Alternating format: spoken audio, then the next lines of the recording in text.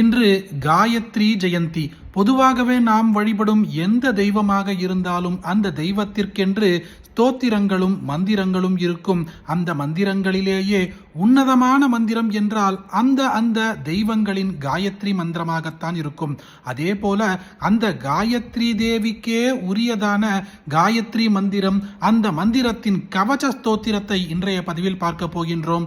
ரொம்ப சக்தி வாய்ந்த மந்திரம் இது.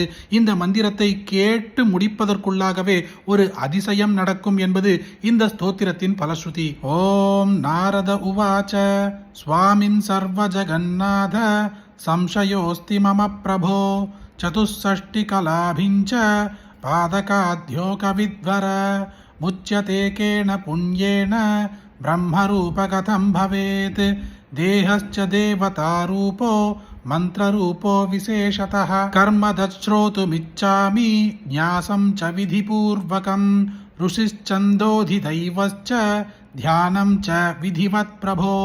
नारायण उवाच अस्त्येकं परमं गुह्यं गायत्री कवचं तथा पठनाद्धारणात्मर्थ्य सर्वपापैः प्रमुच्यते सर्वाङ्गमानमाप्नोति देवी रूपश्च जायते.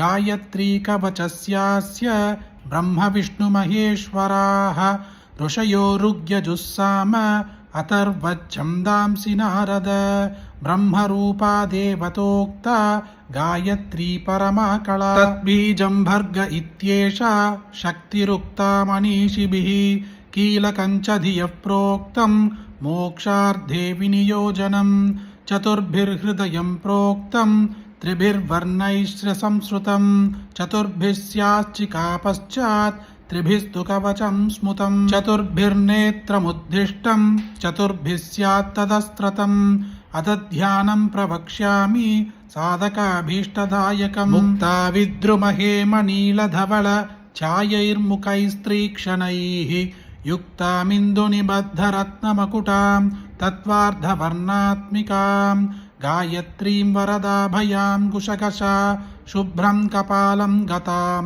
शङ्खं चक्रमदारविन्दयुगलं हस्तैर्वहन्तीं भजे. गायत्री पूर्वतः पादु सावित्री पादु दक्षिणे ब्रह्मसन्ध्या तु मे पश्चात् उत्तरायां सरस्वती पार्वती मे दिशं राक्षेत् पावकीं जलशायिनी यादुधानीं दिशं रक्षे यातु धाना भयङ्करी पावमानीं दिशं रक्षेत् पवमानविलासिनी दिशं रौद्रीं च मे पादु रुद्राणी रुद्ररूपिणी ऊर्ध्वं ब्रह्माणि मे रक्षे ततः स्यात् वैष्णवी तथा एवं दश दिशो रक्षेत् सर्वाङ्गं भुवनेश्वरी तत्पदं पादु मे पादौ जङ्गे मे सविदुः पदं वरेण्यं कटिदेशे तु नाभिं भर्गस्तथैव च देवस्य मेत्तद्धृतयं धीमहि च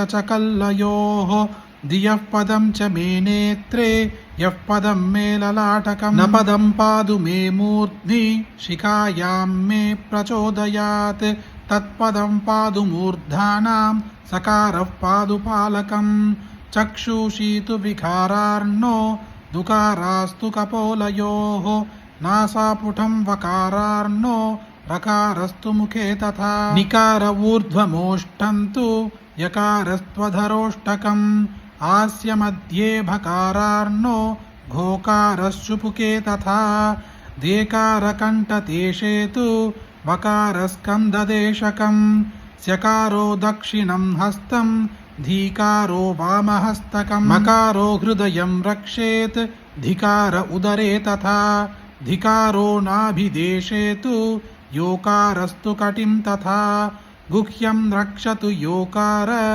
ऊरुद्वौ नः पदाक्षरं प्रकारो जानुनी रक्षेत् शोकारो जङ्घदेशकं दकारं कुल्पदेशे तु याकारः पदयुग्मकं दकारव्यञ्जनं चैव सर्वाङ्गे मे सदावतु इदं तु कवचं दिव्यं पादाश्चतविनाशनं चतुष्षष्टिकला विद्या दायकं मोक्षकारकं मुच्यते सर्वपापेभ्यः परं ब्रह्मादिगच्छति पठनात् श्रवणात् वापि गोस्सहस्रफलं लभेत् इति श्री देवी भागवतान्तर्गत காயத்ரி கவசம் சம்பூர்ணம். மந்திரங்களுக்கெல்லாம் பிதாமக மந்திரமாக இருக்கக்கூடிய காயத்ரி தேவியின் இந்த காயத்ரி கவச மந்திரத்தை கேட்டு முடிப்பதற்குள்ளாகவே ஒரு அதிசயம் நிகழ்ந்திருக்கும். அந்த அதிசயம் நம் கண்ணுக்கு தெரியாமல் இருக்கலாம், ஆனால் அதன் பலன்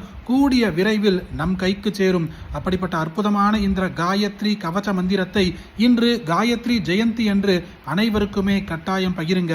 இந்த வீடியோவை லைக் பண்ணுங்க. நாளைக்கு மற்றொரு பதிவில் சந்திப்போம். ஹரி ஓம் மகாபிரியவா போற்றி.